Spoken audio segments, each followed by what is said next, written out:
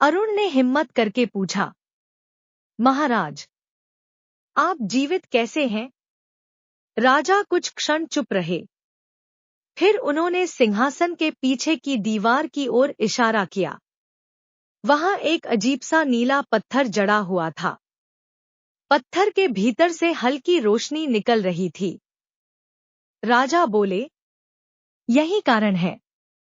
मीरा ने पूछा, ये क्या है? नीलमणि। राजा की आवाज गूंज उठी। सदियों पहले हिमालय की एक गुफा में यह रत्न मिला था, और जिसके पास यह रहता है उसकी उम्र बहुत धीमी हो जाती है। कबीर की आंखें फैल गईं। मतलब अमरता? नहीं। राजा ने सिर हिलाया। अमरता नहीं, बस समय बहुत धीरे बीतता है। अब कई बातें समझ आने लगी थी। राजा विक्रम वास्तव में मरे नहीं थे। उन्हें इस गुप्त कक्ष में छिपा दिया गया था। लेकिन क्यों?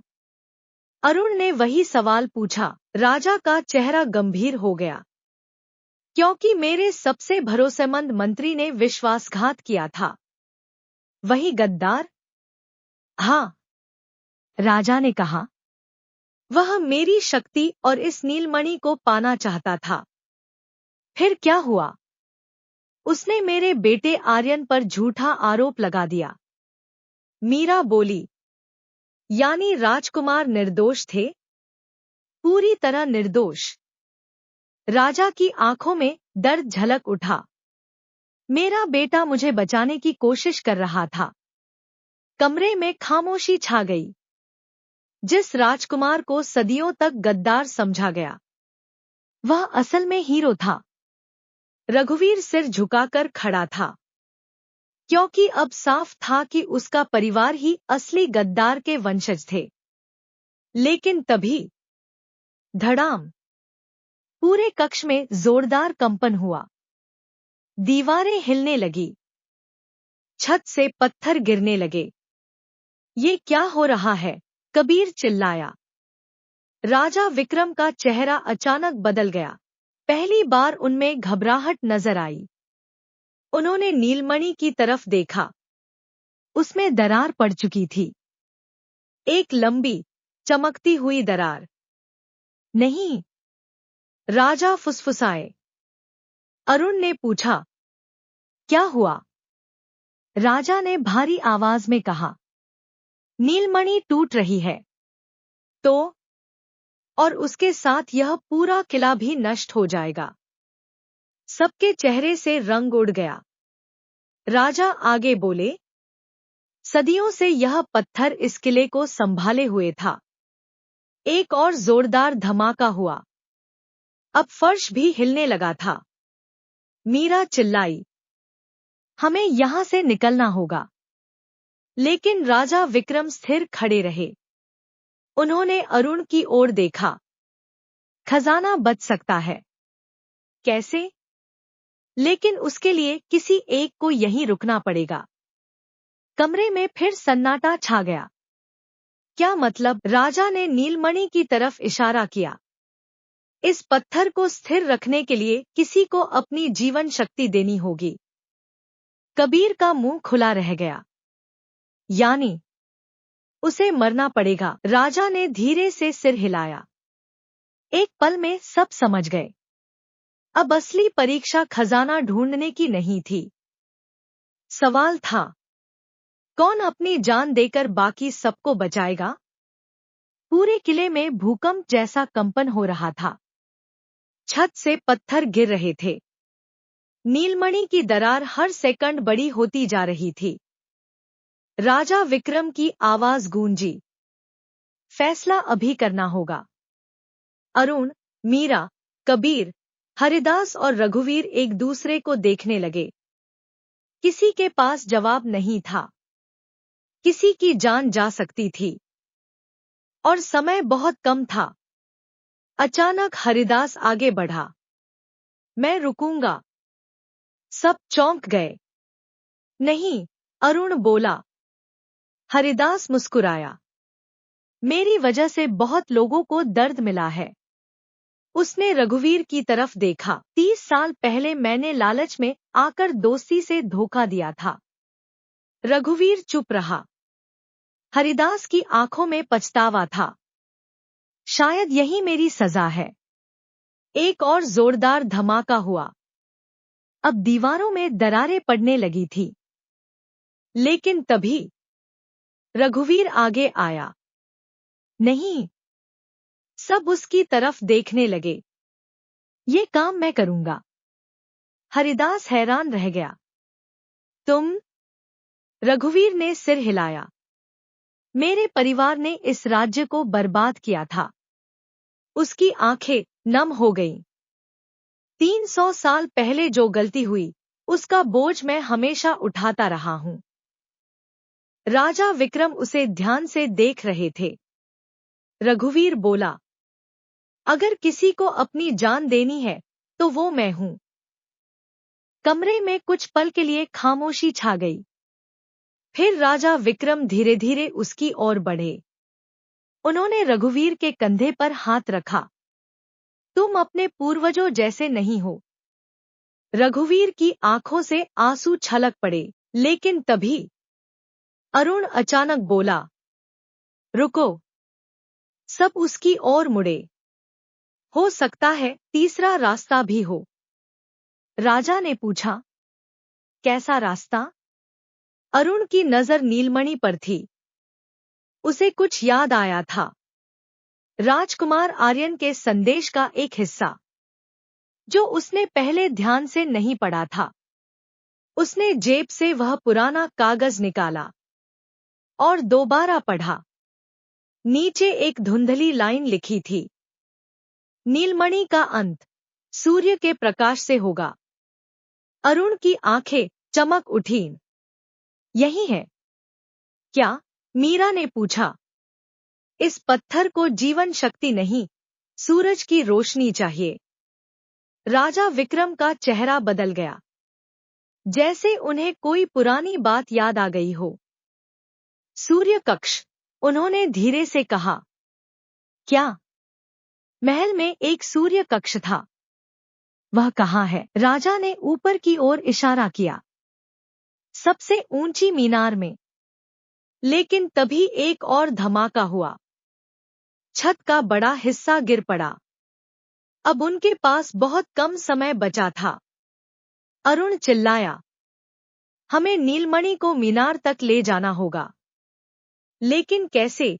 कबीर बोला, वक्त नहीं है। अरुण ने नीलमणि को उसके आधार से निकालने की कोशिश की। पत्थर चमकने लगा। पूरा कमरा नीली रोशनी से भर गया। और उसी क्षण किले के हर हिस्से में कोई प्राचीन तंत्र सक्रिय हो गया। दूर कहीं विशाल दरवाजे खुलने की आवाज आई। फर्श के नीचे से धातु के घूमने की गूंज सुनाई दी। राजा विक्रम अचानक बोले, किले का अंतिम रक्षा तंत्र जाग गया है। मतलब? राजा की आंखों में चिंता थी। अब मीनार तक पहुंचने से पहले हमें किले के रक्षकों का सामना करना होगा। कौन से रक्षक? राजा ने अंधेरे गलियारे की ओर देखा। वहां से धीरे धीरे भारी कदमों की आवाज आने लगी और फिर अंधेरे से पत्थर के विशाल योद्धा बाहर आने लगे। उनकी आंखें नीली आग की तरह चमक रही थी। सदियों से सोए हुए रक्षक जाग चुके थे और अब वे किसी को भी नीलमणि लेकर जाने नहीं देना चाहते थे। थाम, थाम, थाम। पत्थर के विशाल योद्धाओं के कदमों से पूरा कक्ष कांप रहा था। उनकी ऊंचाई लगभग 10 फीट थी। आंखों में नीली आग जल रही थी। हाथों में विशाल पत्थर की तलवारें थीं। कबीर का चेहरा सफेद पड़ गया। हम तो गए। पहला रक्षक आगे बढ़ा। उसकी तलवार हवा को चीरती हुई अरुण की तरफ आई। धड़ाम। अरुण समय रहते एक तरफ कूद गया। तलवार फर्श में धंस गई। पत्थर टूटकर चारों तरफ बिखर गए। भागो, मीरा चिल्लाई। सब लोग गलियारे की ओर दौड़ पड़े। पीछे से रक्षक उनका पीछा करने लगे। राजा विक्रम भी उनके साथ दौड़ रहे थे।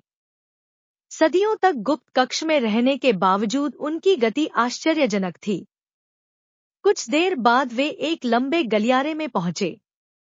सामने 3 रास्ते थे, बायां, दायां और बीच वाला। किधर? कबीर चिल्लाया। राजा ने बिना रुके कहा, बीच वाला रास्ता मीनार तक जाता है। वे उसी तरफ दौड़ पड़े। लेकिन तभी पीछे से एक पत्थर का योद्धा छलांग मारकर उनके सामने आ गया। उसने पूरी राह रोक दी। मीरा घबरा गई। अब राजा विक्रम आगे बढ़े। उन्होंने दीवार से एक पुरानी तलवार निकाली।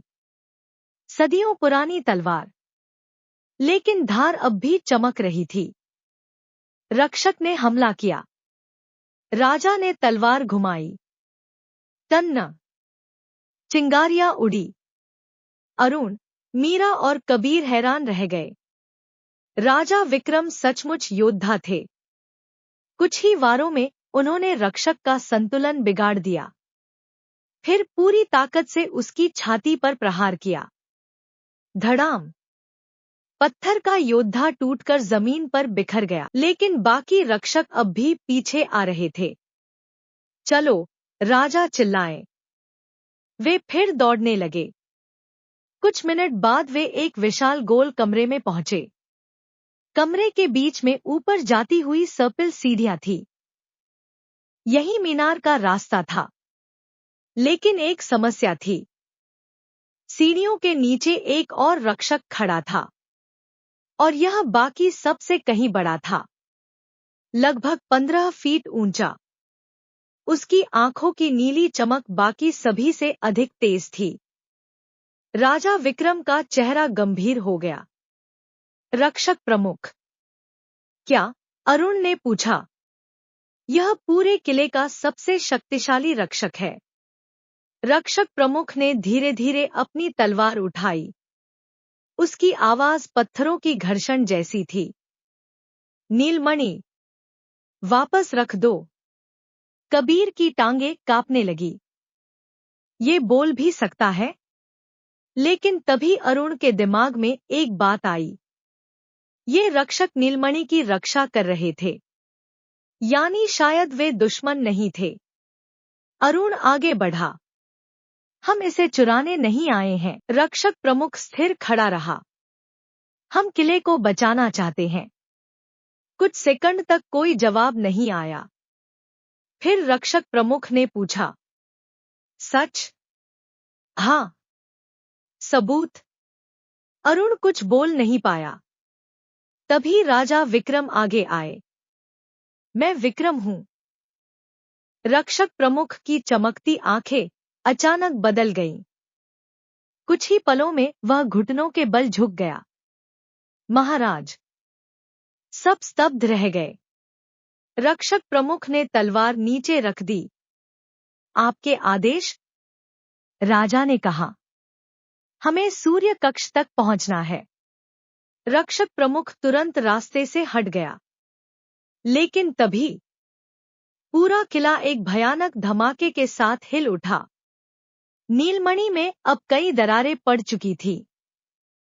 राजा विक्रम का चेहरा बदल गया। बहुत देर हो चुकी है। अरुण ने पूछा, मतलब? राजा ने ऊपर मीनार की ओर देखा। अगर अगले 10 मिनट में हम सूर्य कक्ष तक नहीं पहुंचे, तो पूरा किला हमारे ऊपर गिर जाएगा। सबने एक दूसरे की ओर देखा। अब यह सिर्फ दौड़ नहीं थी। यह समय के खिलाफ अंतिम लड़ाई थी। और ऊपर मीनार के शिखर पर सूर्य कक्ष उनका इंतजार कर रहा था। मीनार की घुमावदार सीढ़ियां अंतहीन लग रही थी। अरुण सबसे आगे था। उसके हाथ में नीलमणि थी। पत्थर की दरारों से नीली रोशनी निकल रही थी। हर सेकंड वह और तेज चमक रही थी। पीछे राजा विक्रम, मीरा, कबीर, हरिदास और रघुवीर दौड़ रहे थे। पूरा किला हिल रहा था। कहीं दीवारें टूट रही थी, कहीं छतें गिर रही थी। ऐसा लग रहा था जैसे सदियों पुराना किला अपना आखिरी समय देख रहा हो। अचानक धड़ाम, सीढ़ियों का एक हिस्सा टूट गया। कबीर का पैर फिसल गया। वह नीचे खाई की तरफ गिरने लगा। कबीर, मीरा चीखी, लेकिन गिरने से पहले किसी ने उसका हाथ पकड़ लिया। रघुवीर।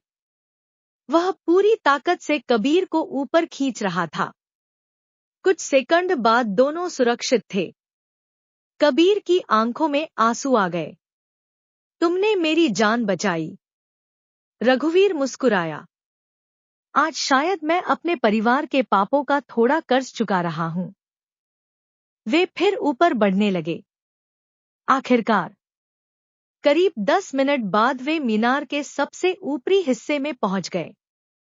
उनके सामने एक विशाल गोल कमरा था। कमरे की छत पूरी तरह कांच की बनी थी। सुबह का सूरज उग चुका था। सूरज की किरणें सीधे कमरे के बीचों बीच पड़ रही थी। राजा विक्रम की आंखों में उम्मीद चमक उठी। यही है सूर्य कक्ष। कमरे के बीच में एक पत्थर का चबूतरा था। उसके ऊपर नीलमणि रखने की जगह बनी हुई थी। जल्दी, राजा बोले। अरुण दौड़कर चबूतरे तक पहुंचा। उसने नीलमणि को उसके स्थान पर रख दिया। एक पल के लिए कुछ नहीं हुआ। फिर सूरज की किरणें नीलमणि पर पड़ी। पूरा कमरा नीली और सुनहरी रोशनी से भर गया। नीलमणि चमकने लगी।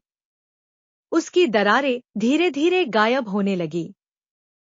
सबकी सांसें थम गईं। क्या वे सफल हो गए थे? लेकिन तभी नीलमणि के भीतर से एक तेज ऊर्जा निकली और सीधे राजा विक्रम के शरीर में समा गई। राजा दर्द से चीख पड़े। महाराज! अरुण चिल्लाया। राजा घुटनों के बल गिर पड़े। उनका शरीर तेजी से बूढ़ा होने लगा।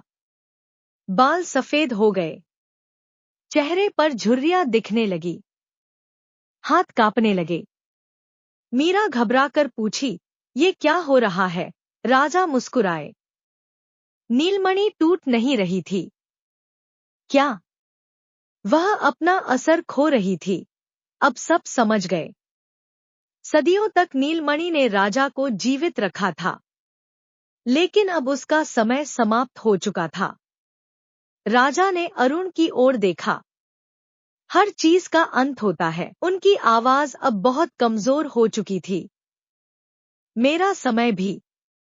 अरुण की आंखें नम हो गईं। राजा आगे बोले, लेकिन आज सच जीत गया। सूर्य की रोशनी और तेज हो गई। पूरा किला शांत होने लगा। कंपन रुक गया। दरारें भरने लगी। खतरा टल चुका था। लेकिन राजा विक्रम धीरे धीरे जमीन पर बैठ गए। उन्होंने आखिरी बार आसमान की ओर देखा। फिर मुस्कुराए। अब मैं अपने बेटे आर्यन से मिल सकूंगा। और अगले ही पल उनकी आंखें हमेशा के लिए बंद हो गईं। कमरे में गहरा सन्नाटा छा गया। सदियों पुरानी कहानी आखिरकार समाप्त हो चुकी थी। लेकिन नीचे खजाना अब भी उनका इंतजार कर रहा था। और उसके साथ एक ऐसा रहस्य भी जो किसी ने अभी तक नहीं देखा था। सूर्य कक्ष में कुछ देर तक कोई कुछ नहीं बोला। राजा विक्रम का शांत चेहरा ऐसा लग रहा था मानो वर्षों का बोझ उतर गया हो। मीरा की आंखों में आंसू थे। कबीर भी पहली बार पूरी तरह चुप था। रघुवीर घुटनों के बल बैठ गया। मुझे माफ कर दीजिए, उसने धीरे से कहा, जैसे राजा अब भी सुन सकते हों। हरिदास ने उसके कंधे पर हाथ रखा। 30 साल की दुश्मनी जैसे उसी पल खत्म हो गई। कुछ देर बाद अरुण ने कहा, हमें नीचे चलना चाहिए। सब धीरे धीरे मीनार से नीचे उतरे। अब किला शांत था, न कोई कंपन, न कोई डरावनी आवाज, मानो सदियों बाद उसे भी शांति मिल गई हो। जब वे खजाने वाले कक्ष में पहुंचे तो वहां एक अजीब बदलाव दिखाई दिया।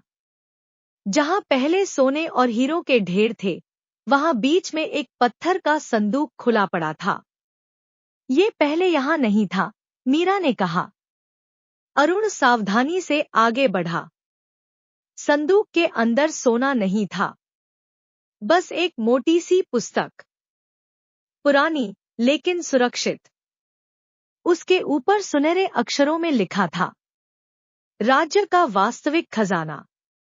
कबीर हैरान रह गया। बस किताब? अरुण ने पुस्तक खोली।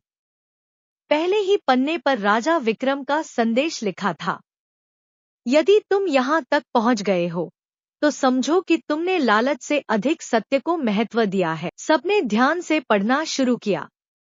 अगले पन्नों में राज्य का पूरा इतिहास लिखा था। नदियों के नक्शे, खेती के तरीके, दुर्लभ औषधियों की जानकारी, गुप्त जलस्रोतों के स्थान, ऐसा ज्ञान जो सदियों से खो चुका था। मीरा की आंखें चमक उठीं। ये तो अमूल्य है। अरुण ने सिर हिलाया। शायद यही असली खजाना है। तभी पुस्तक के आखिरी हिस्से से एक कागज नीचे गिरा। उस पर लिखा था, खजाने का अंतिम भाग। सभी ने उत्सुकता से उसे पढ़ा। उसमें एक नक्शा बना था। किले से लगभग 5 किलोमीटर दूर जंगल का एक स्थान। और नीचे लिखा था, जो लोग सत्य तक पहुंचेंगे उन्हें यह पुरस्कार मिलेगा। कबीर तुरंत बोला, मतलब असली सोना कहीं और है। रघुवीर हंस पड़ा। लगता है किस्मत अभी पूरी तरह खत्म नहीं हुई। अगली सुबह सभी नक्शे के अनुसार जंगल की ओर निकले। करीब 2 घंटे की खोज के बाद वे एक पुराने बरगद के पेड़ तक पहुंच गए। नक्शे में यही जगह चिन्हित थी। उन्होंने खुदाई शुरू की। कुछ देर बाद फावड़ा किसी धातु से टकराया। ठक! सबकी धड़कन तेज हो गई। मिट्टी हटाने पर एक बड़ा लोहे का संदूक दिखाई दिया। संदूक खोला गया और इस बार वह सचमुच सोने के सिक्कों, हीरों और जवाहरात से भरा हुआ था। कबीर खुशी से उछल पड़ा। आखिरकार! लेकिन अरुण मुस्कुरा रहा था। उसे महसूस हो रहा था कि सबसे बड़ा खजाना सोना नहीं था। सबसे बड़ा खजाना वह सच था जिसने एक निर्दोष राजकुमार का नाम साफ किया, जिसने एक गद्दार परिवार के आखिरी वंशज को मुक्ति दी और जिसने सदियों पुराने रहस्य को दुनिया के सामने ला दिया। कुछ महीनों बाद राजा विक्रम और राजकुमार आर्यन की सच्ची कहानी पूरे देश में प्रसिद्ध हो गई। किले को ऐतिहासिक धरोहर घोषित किया गया। अरुण, मीरा, कबीर, हरिदास और रघुवीर ने खजाने का बड़ा हिस्सा संरक्षण और लोगों की भलाई के लिए दान कर दिया। और जब भी कोई उनसे पूछता, काला किला का सबसे बड़ा खजाना क्या था, तो अरुण मुस्कुराकर सिर्फ एक ही जवाब देता, सच। अगर कहानी अच्छी लगे हो तो चैनल को सब्सक्राइब और लाइक करना ना भूलें।